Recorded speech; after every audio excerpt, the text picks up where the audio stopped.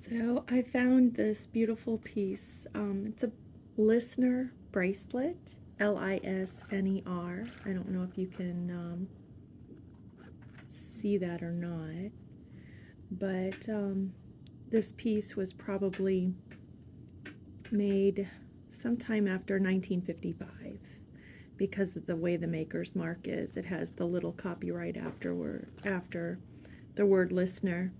But anyway, I had, as you can see, there are some pearls here and a whole bunch missing. And I guess I made the mistake of cleaning this. So I let it soak in my jewelry cleaner.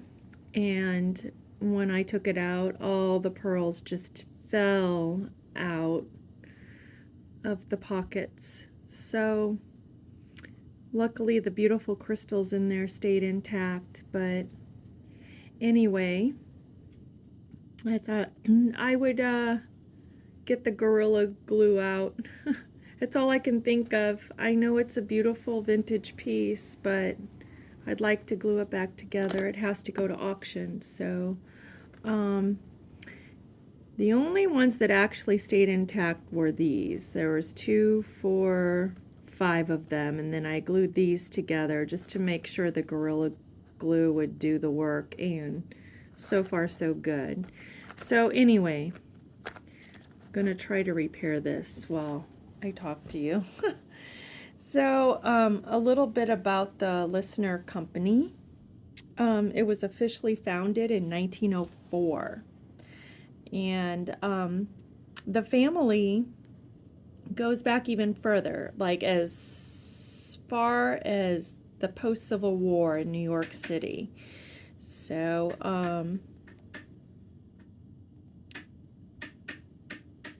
David Lisner and his 2 brothers, see, I think it was George and Abraham. They were known as merchants who sold fancy goods. I would say goods like this, definitely very fancy. I'm hoping that I don't make a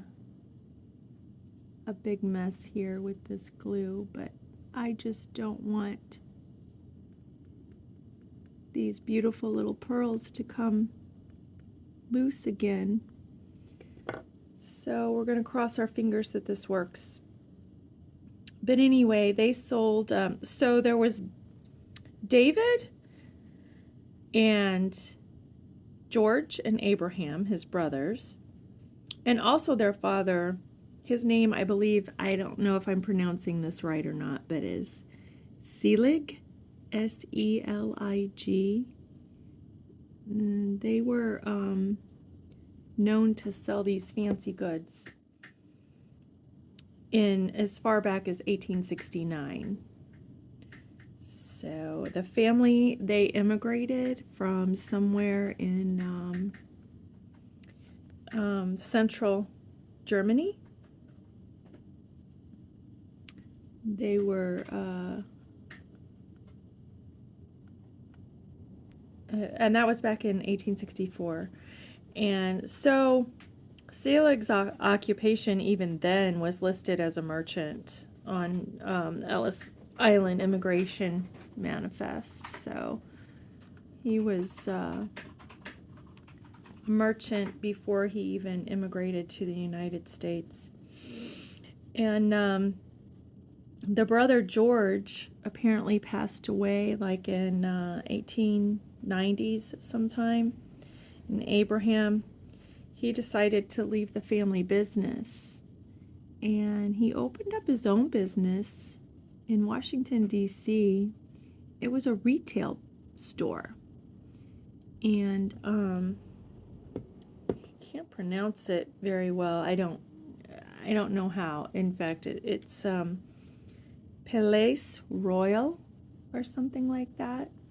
But anyway, he became pretty successful, apparently. I haven't heard of that retail store. But anyway, it was in Washington, D.C., like I said.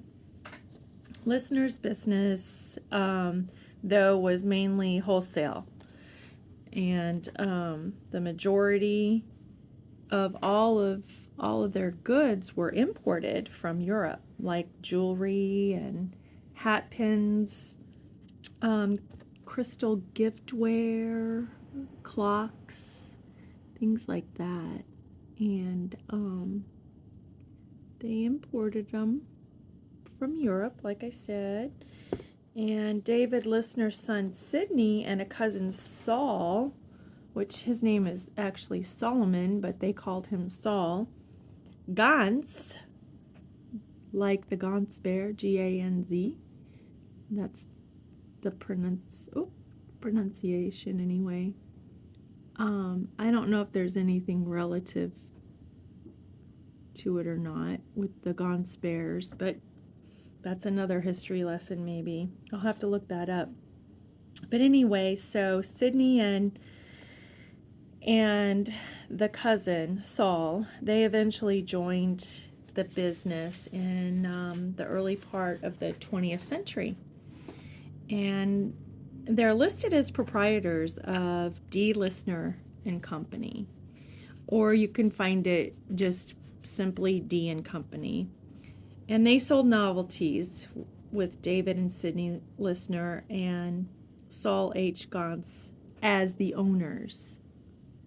So, who knows? Maybe the Gans is part of the Gans bear collection. I don't know. I'll have to look that up. I can't say for sure. But anyway, David, the dad, Lisner, he passed away in 1923. He was 77 years old. And I failed to mention, and I don't know why, but not everything I find has, it doesn't have anything said about his wife, but his wife's name is Franny, and you can't tell me she didn't have a part in all this, because, she had to enjoy all of these, what they considered at the time as fancy goods. Come on, Franny had to play some sort of part in all of the fancy goods, I'm sure. So, anyway, with David passing, the dad, so it was up to Sidney, the son, and Saul, the cousin. They went ahead and joined with another company.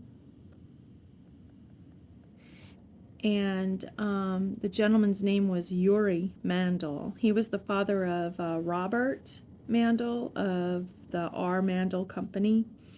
Anyway, they all joined forces in the 1930s. And that's when importing jewelry, and especially things like rhinestones and such, were difficult during that time, that era in Europe. Everything was going a little haywire, and the importing was bad. So they joined forces, and then together they built an awesome retail company. They became partners. They produced a jewelry line in Providence, Rhode Island. So that's what they were well known for. And then and actually, Lisner didn't own their own factory until like the end of their existence, which is pretty amazing considering how far back they started. So they've always had partners, I guess, which, you know what? More power to them. Teamwork. Got to have each other's backs, right? I think that's pretty amazing that back in the day they did that without a problem. And why is it so difficult for people to join forces today for good? They did a good thing. It lasted a long time. So then they're in Rhode Island, and they're producing all this beautiful fancy goods still. And So the Lisner like maker's mark was actually started being used in 1938. So think how, look how long. They didn't actually even use a maker's mark until then. And so, like some of their competitors in the 50s and 60s were brands like Coro and Trifari, but unlike those, the jewelry that Lisner produced, it seems to look more modern, more ageless, I guess you could say, with like clean and sharp designs. And Lisner loved using abstract and geometric designs. And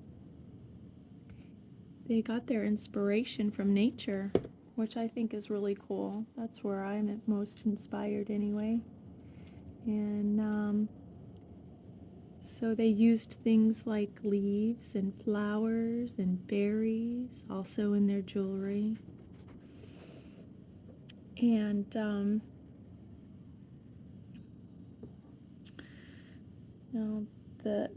they were very well known for actually producing plastic leaves. And I guess I could jump ahead saying like back when DuPont, like in the 30s, they created lucite. So that's when they used the plastics and the rhinestones and the colored rhinestones, the clear, the colored, the iridescent, like the Aurora Borealis by Swarovski. They used those gemstones. They loved lava stones. They used chrome, silver plate, and that black lacquered metal. They used so many different beautiful stones and metals in their jewelry. But I know my mom, she loved lucite and bakelite and things like that, but they used a lot of lucite, the clear, to make the flowers and the leaves and such.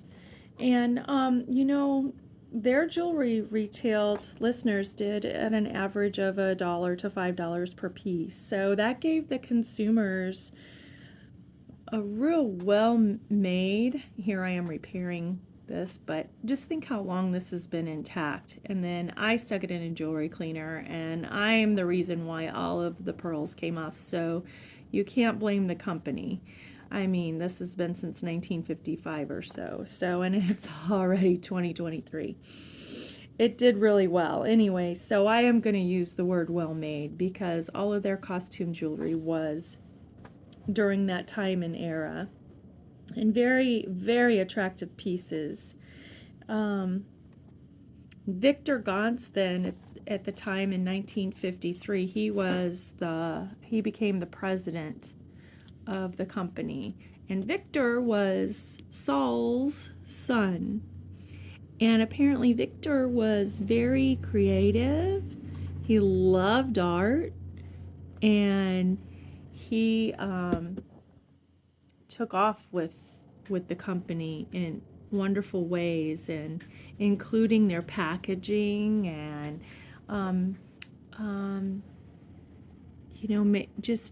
just the way he presented the jewelry. It's like we always say, presentation is everything. It really is. And that's what Victor brought to it.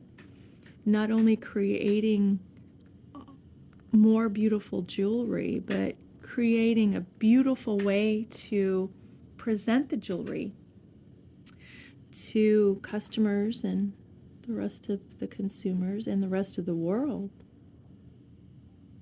So anyway, some of the more notable designs, like in the 1960s were things such as like the translucent plastic jelly leaves. That was a big design. And in the 70s, Lisner brought the another company into the picture, and I'm not gonna probably say this name right either, but I'll give it a whirl. Richelieu, I don't know, Pearl, anyway. Then they actually became one. They joined forces, Lisner and this company, and they became Lisner and whatever that Richelieu name is pronounced. And that was in the 70s, and apparently they were known to produce like jewelry that ranked among the best ever of its time. So that's really neat to know in the 70s. And then in 1979, there was a company called Victoria Creations. Victoria Creations then bought out Lisner, Richelieu, however you pronounce that. And then by 1985, sadly, the jewelry was no longer bearing the Lisner name. After that, after Victoria Creations came along, Lisner, the name itself, was no longer. So, but I guess what I want to say too is that what an amazing history in this jewelry company. From these, from way back when, late 1800s until the mid 1980s. One of the most coveted vintage Lisner lines is the molded plastic oak leaves. So if you see any of those, that jewelry was produced like in the 60s, and it was produced for only like 5 years. And I think one of the most rare, from what I read in the past, is the strawberry necklaces. There are some that are tricolor, and they're the red tricolor, kind of like what we would call ombre, you know how it fades, they're like shades. So it would be the red, and then there's a tricolor green and a tricolor orange, and those are the most difficult to find. So if you ever come across something like that, you just never know what it might go for on like eBay or auction or Etsy or any of those places. But I don't know. I just enjoy looking at it. I think it's pretty, and I think it's interesting, and I love the history of it all. I love to know about the people who created it, and the people who enjoyed it, and the people who still enjoy it. My mother loved all this vintage jewelry. She loved all of the Lisner, the Eisenberg rhinestones, the Coro, the Trifari, and oh my gosh, there's so much more that I can't even think of right now. But anyway, I just wanted to share this with you, and it looks like everything's working here. So I'm going to finish this off and finish repairing this beautiful Lisner bracelet, and then the week coming up it'll be at auction. So someone will be lucky enough to wear that around her wrist. It's kind of exciting. And thanks for listening. And if you own a piece of Lisner, or if you know any more history about it, just make a comment.